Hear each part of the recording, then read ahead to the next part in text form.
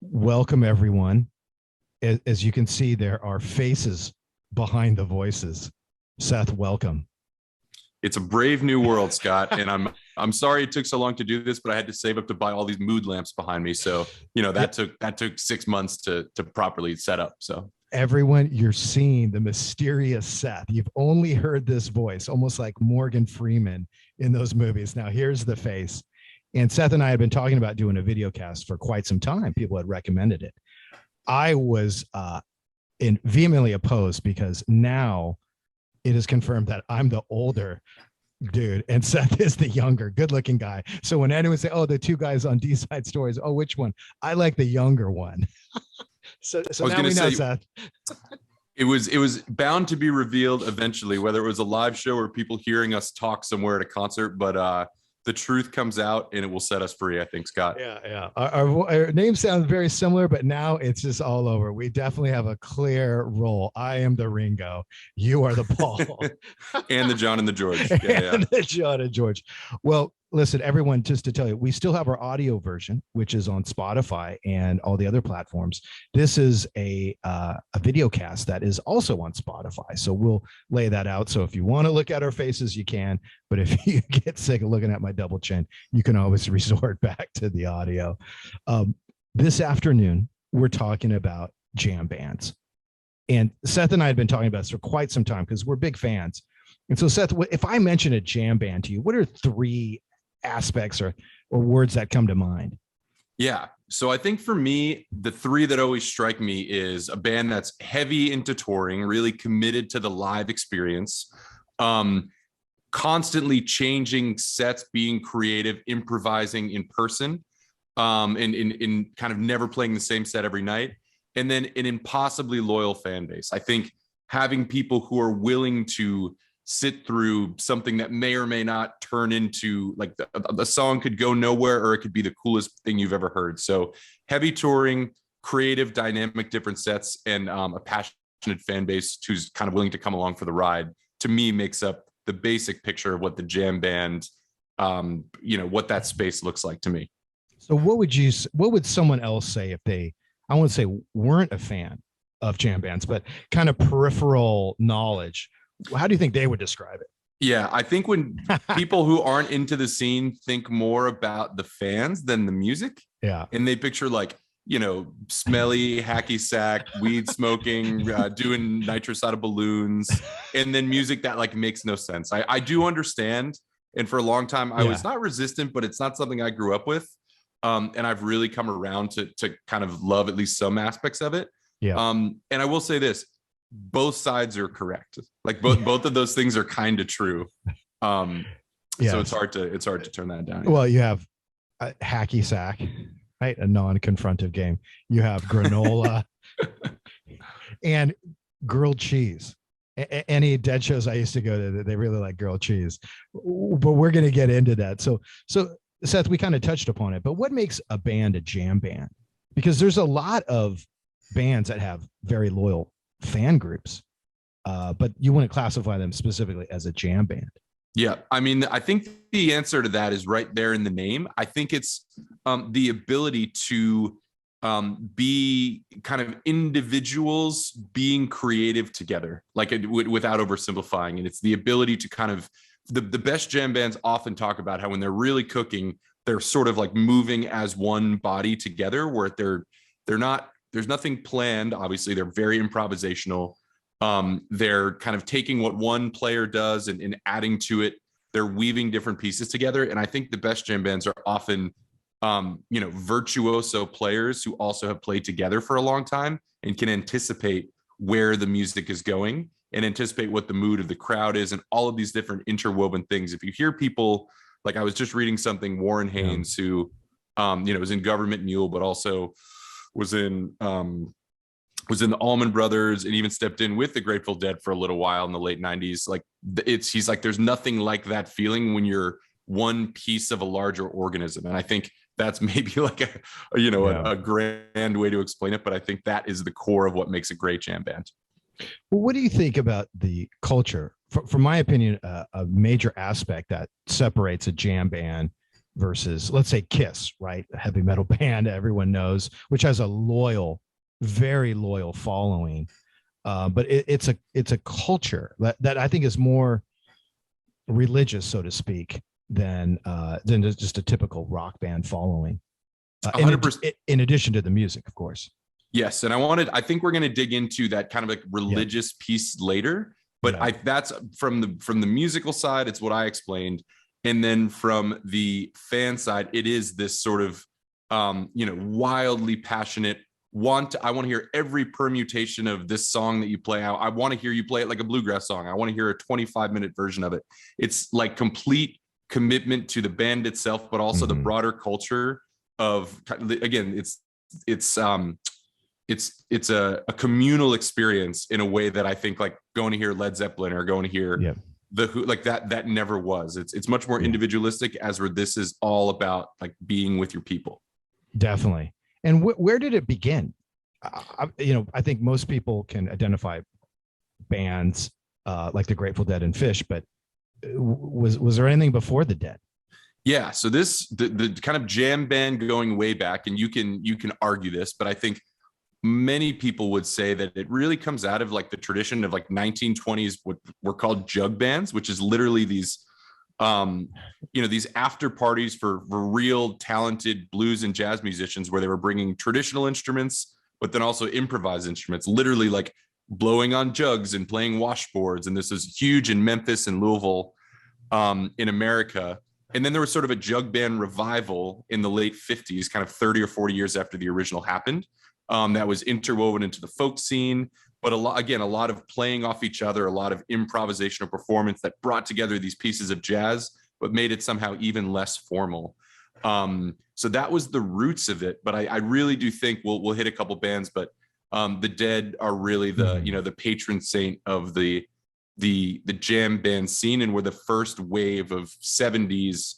Nothing is planned on stage kind of bands. They were really unique when they came out. There was a few like that. There was, Cream was almost kind of considered a jam band back in the day. Almond Brothers, definitely. Fillmore East live album is hugely influential in that scene, because it showed that it didn't just have your band could be tight and creative at the same time.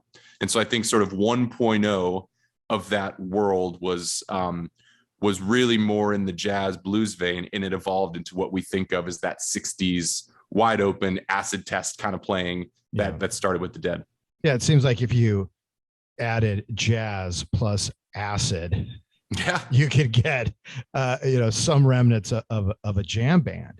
But it wasn't sloppy. That's what I found in doing my research about kind of the beginnings, is that it like jazz, there's an art to it's not just meandering, Right. There's an objective of, maybe they don't always get to that end point, but there's a mission to sort of go from A to B and kind of come along for the ride with us. And I think that's like the fundamental tenet of whether it is from the 20s or whether it's from the 2020s.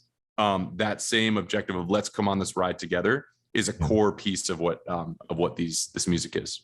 So we're talking about the paragon, if you will, the model, the Grateful Dead. Now, were they always a jam band? I know that when they started, I guess that genre didn't really exist, so to speak. How did they come into that?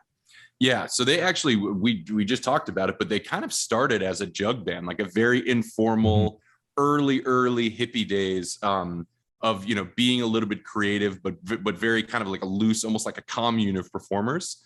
And the Dead really became the Dead.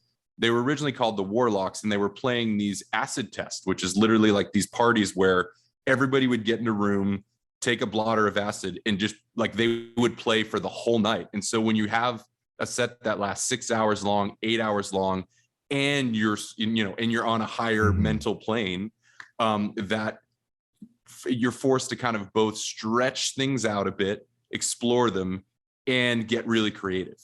And so I think the Dead really became the Dead, famously playing these shows all over the West Coast, San Francisco, places like that. And as their own minds are expanding, they were also expanding what they were as performers together, just playing for hours and hours and hours straight, playing off of each other. So that was the origin of that. Well, how much would you attribute to the drugs, which seemed to be a common thread in a lot of the jam band culture. Let me just tell you this. When I was in college there, and I was a big Dead fan, those that weren't fans would always say, you have to be on drugs to like that music. Yeah, it's a good question. And I don't agree with it. And I think a lot of strong fans would disagree with that. Like, I get where that's coming from. And maybe the best way I would say it is like, I don't know if jam band music becomes what it is and sort of like exists. Like maybe the Dead are a much more traditional rock band that kind of never got to where they got to. I think, well, the drugs aren't a necessity for fans. It definitely unlocked something in the performers that probably wouldn't have otherwise presented itself. So that's my party line. You don't need it to love it, but it helps a lot. It helps, an accessory, right? A much needed accessory. Well, I know the drugs, and especially acid, which has, I'm not going to say I've experienced, but it can be an 8-hour trip, so to speak. And even in the some of the shows and the Dead shows, they'll have this almost like an intermission called space. And they just, and I didn't know if it was, is it for like, okay, everyone now take your acid now, we're going to have a 30-minute drum solo, or there does, I mean, they do recognize it, right, Seth? I mean, in all these bands, that it is a part of it. Totally. Even with the colors and whatnot. Yes, I was going to say the tie-dye, the backgrounds, even that you talked about, this idea of a trip, like a long, strange trip. There's so much, it is so integral to the lore, certainly of the Dead, but of many jam bands, that's part of it. And for the most part, the musicians are taking part in it themselves, at least they used to. Yeah. So again, I hate to get too hung up on the drugs and just have it be like, that's what the scene's about. Because I think for many people, it's like, it's about the music, it's about the camaraderie, and the drugs are just like overlaid with that. But it could exist without the drugs. It couldn't exist without the music. It's kind of the thought. I hear you. Making a parallel to the rave scene, which I feel borrowed a lot of cues from the jam band culture, almost down to the science, this idea of plur, which is peace, love, unity, respect. They had this almost dogma, as you see in modern day religions. And theirs was based on ecstasy and whatnot. But there are many shows, raves, that I didn't take the drugs and I still had a great time. So I definitely agree with you that, and I've been to Dead shows that I wasn't on drugs. So you can have just as a good a time, maybe a little bit. It's a different experience, right? It's a different experience, but yeah. Well, what about it? So we had the Dead, and I do, before we pass them along, I think it's important to talk about kind of how the Dead shaped what the jam band scene even today looks like, right? Yeah. Like whatever you want to say, that was like the petri dish from which all of these other bands came. But I mean, they really kind of laid the playbook for what is now the modern jam band. I think it's, in 1971, they created a mailing list for all their fans that was about, knowing what the tour dates were, what tickets were available, when the next albums were coming out. But it almost inadvertently created this community that was uncommon. And then people like started planning ahead. They had 40,000 people on this mailing list. There were these different groups of people. We've talked about the tapers before. People who went and were recording these shows and sharing them across the mailing list. So suddenly all this information sharing pre-internet was like a reason to follow the band, hear every version of the song, know you're never going to see the same show twice. And then also help develop this underground economy of like, whether it's buying drugs, food, there's the drugs guy, there's the food guy, there's the housing guy, there's the guy you get the ticket from. And it sort of allowed people to drop out for a summer and follow the band. Like they didn't need to have a plan. They didn't need to have hotels booked. They could kind of just figure it out along the way, because it was a very self-supporting and self-sustaining community of people.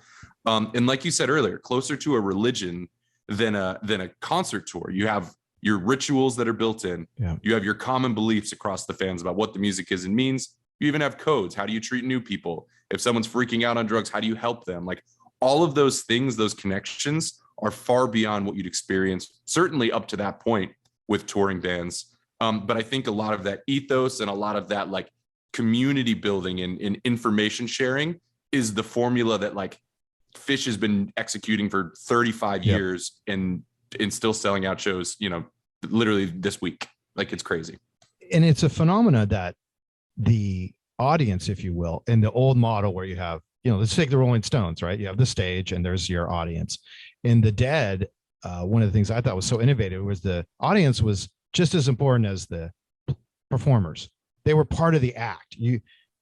It was not like a linear stage. It was, you could just watch people dance and that could be the show for you. Or you could hang out in the parking lot and talk to people about past shows and future shows that they were going to.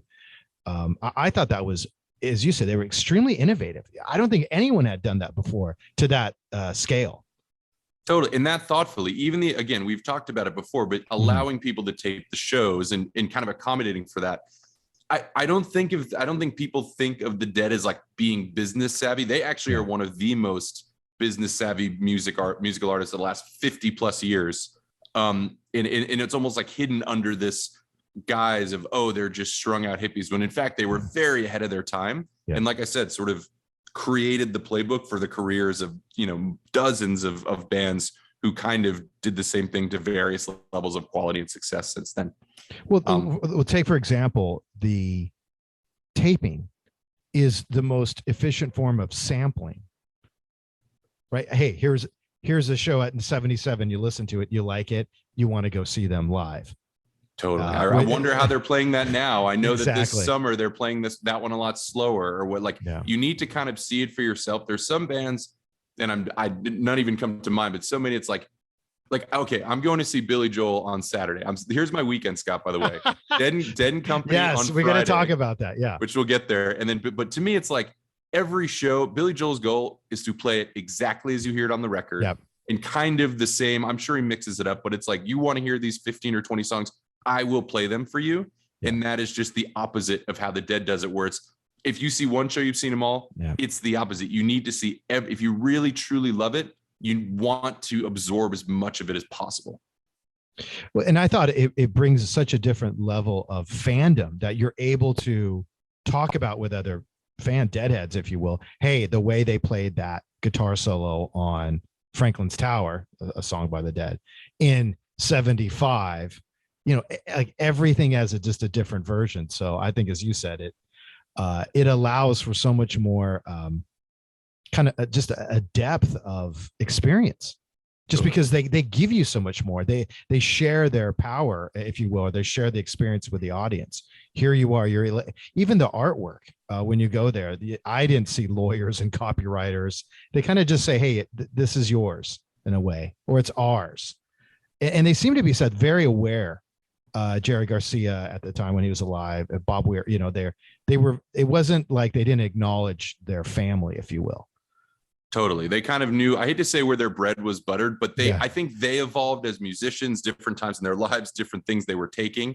And I think that totally, like, people even have like, these 3 years were sort of like the Jerry was on heroin era. Yeah. And that means all the songs are very slow and swampy. And like all those external factors are shaping what you hear in the music. This is maybe not a good one-to-one, but I almost think of it as like talking about your favorite sports team with someone who's been a fan a long time. Like, remember how fun that 2004 Red Sox team was? Like that, how fun was that summer? Like they had such strong pitch, whatever it is, it kind of feels like the same thing where you're not seeing it over and over. So you know, the eras have different meaning to you because there was a very different experience based on the where, the when, the what, the who, as the band changes. I mean, it's part of it.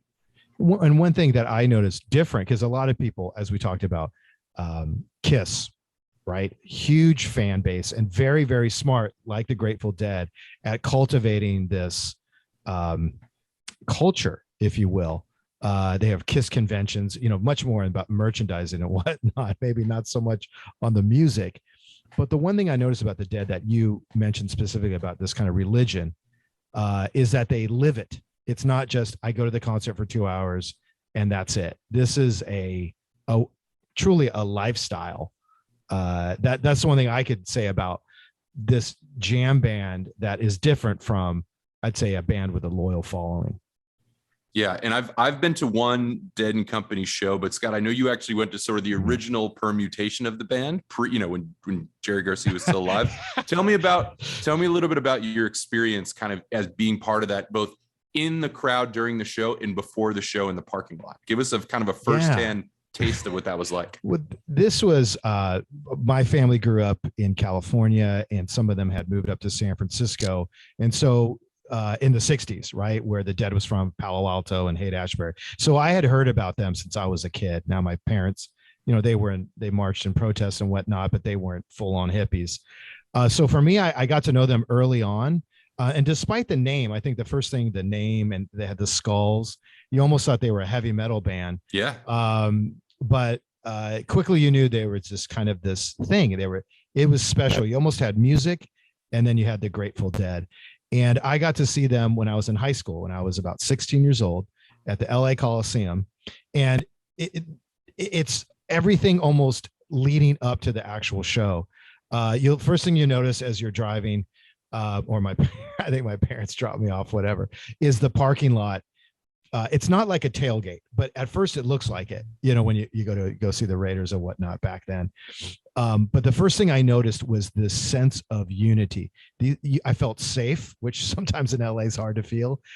Secondly, I felt there was just a common language, a common way of treating people that was so special. And that's why I love the rave movement years later. But the moment, the reason I liked it is because of the Dead. I saw what they had cultivated. Getting into the show was just the opening song was Shakedown Street, and I kind of heard the song, but I didn't really know what was going on. I was a newbie, right, a virgin, and everyone knew it. It was such a supportive.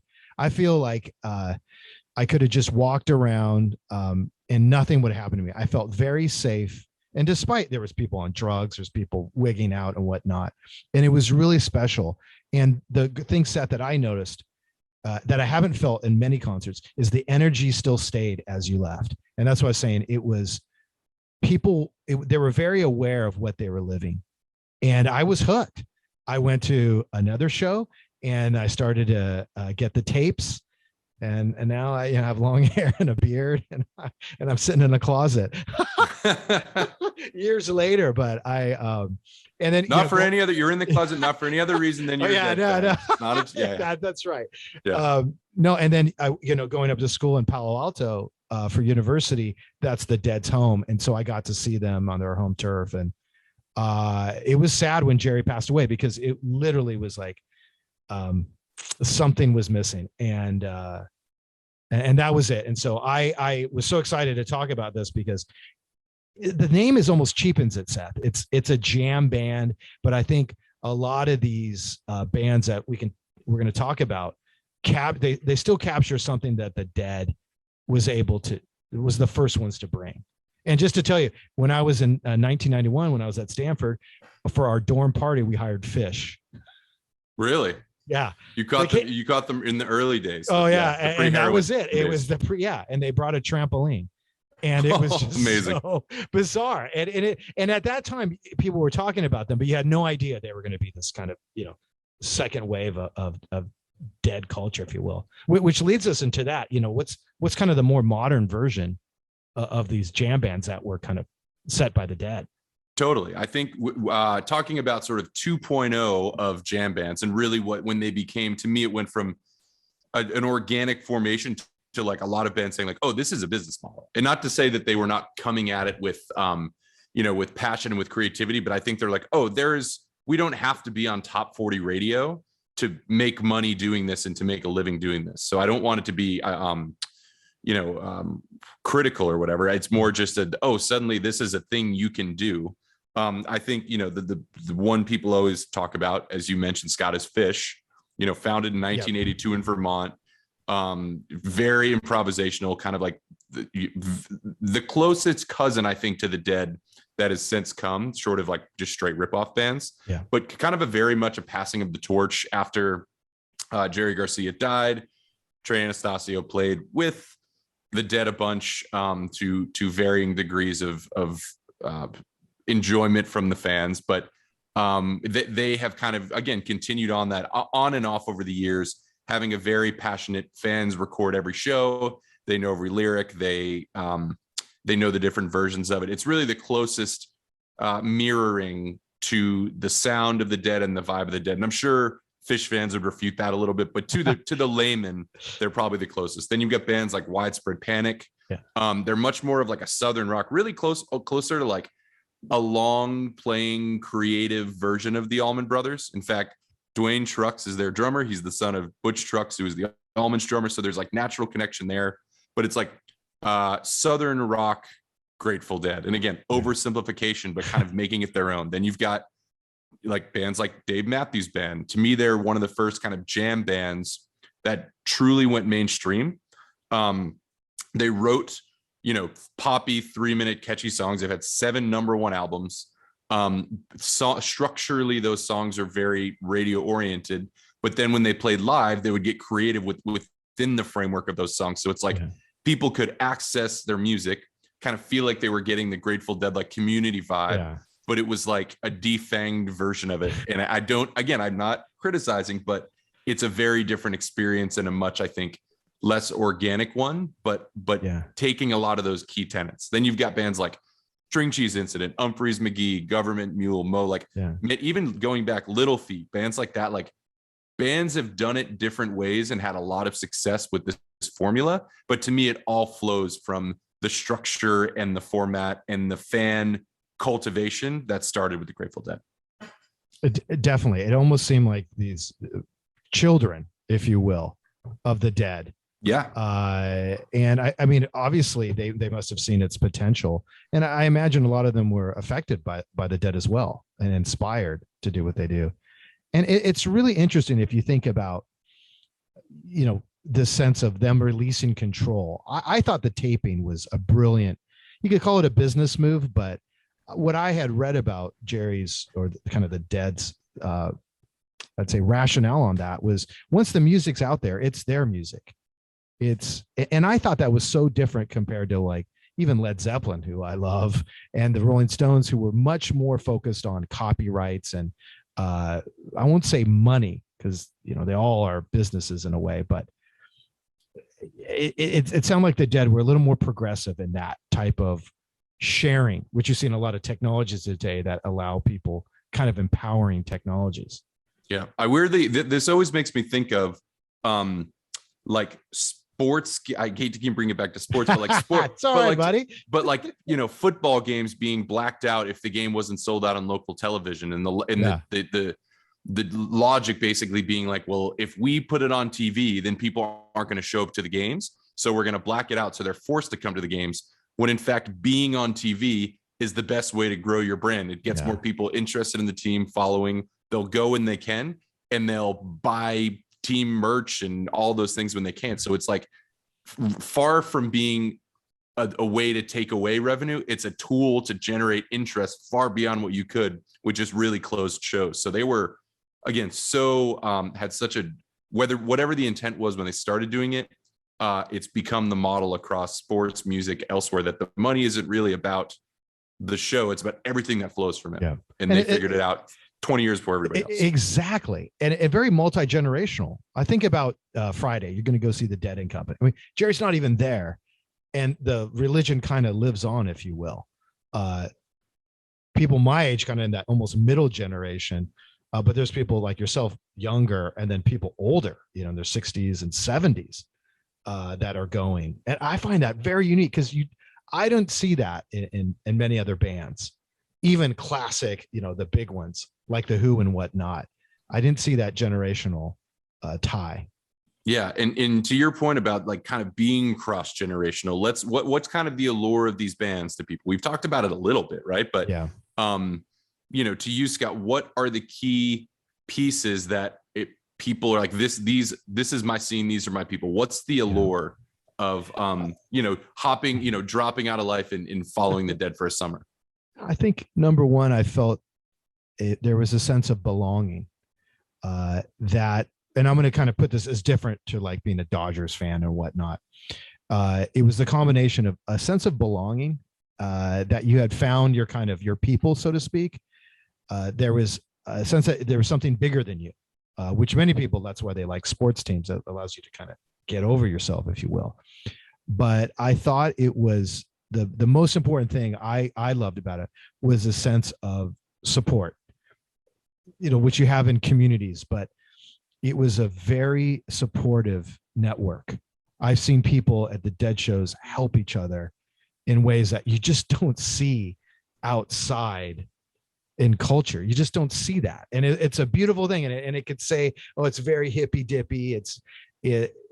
I don't know, there's a lot of pessimism about that, or kind of skepticism, but I thought that was a beautiful thing. I thought what they built, and that's why it sustains. I think that's the allure of the Grateful Dead, is that you realize kind of this.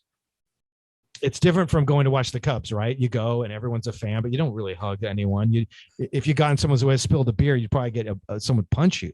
Yeah. At a Dead show, they may drink the beer off your shirt or whatever and partake in that. Guilty. Yeah. So that's the allure. That's my opinion on that.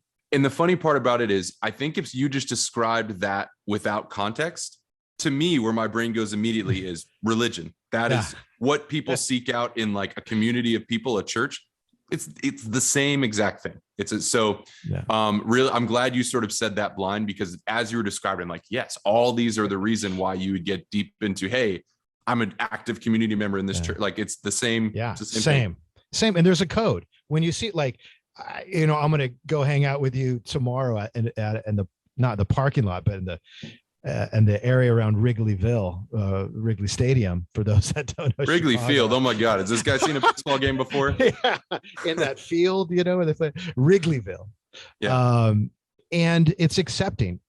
I'm not saying when I go around, I live in a West Loop, which is a very commercial area, and I have a beard. I don't really take care of my hair or whatnot, and I get treated differently. And I know when I'm going to go there on Friday, I told Seth, I'm going to blend in. They'll be like, hey, this guy is one of ours in a way. And again, 20 people are going to try to buy nitrous balloons off yeah, you. no. Question. And I'm not saying you have to look like that. There's good looking people like yourself that are fans, and it's all accepting.